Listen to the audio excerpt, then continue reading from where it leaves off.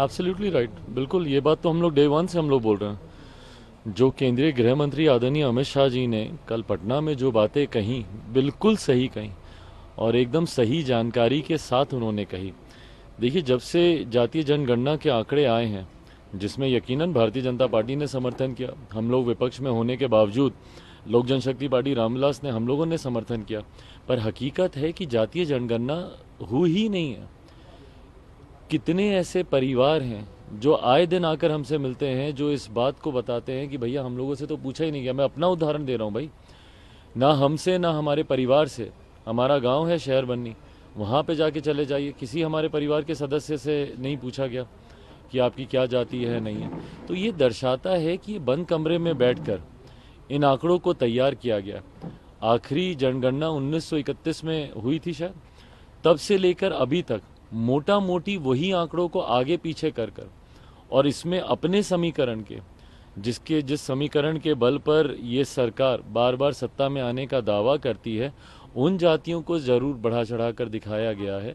पर कई ऐसी जातियां हैं पिछड़ा वर्ग की, कई ऐसी छोटी जातियां हैं अनुसूचित जाति जनजाति में, जिनको कमतर करके दिखाने का कार्य सिर्फ अपनी राजनीतिक महत्वाकांक्षाओं को साधने की सोच के साथ किया गया है। तो कल जो केंद्रीय गृह मंत्री कह के गए वो बिल्कुल सही कह के गए, और यही कारण भी है। आप बाकी के राज्यों में देख लीजिए, जातीय जनगणना को लेकर हर मन से विपक्ष के नेताओं ने इसको मुद्दा बनाने का प्रयास किया और लोगों के बीच इन बातों को रखने का कार्य किया कि अगर हमारी सरकार आती है तो हम जातीय जनगणना कराएंगे।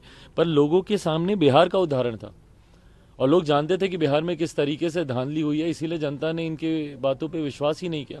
क्योंकि अगर बिहार के आधार पर ही बाकी राज्यों में जनगणना होती तो कभी सही आंकड़े सामने ही नहीं आते। कांग्रेस सांसद के घर से करोड़ों रुपए निकल रहे हैं। अमित शाह ने कहा कि कांग्रेस के साथ साथ जेडीयू आरजेडी चुप इसलिए हैं क्योंकि वो लोग नैरेटिव बना रहे हैं सेंट्रल एजेंसीज के खिलाफ।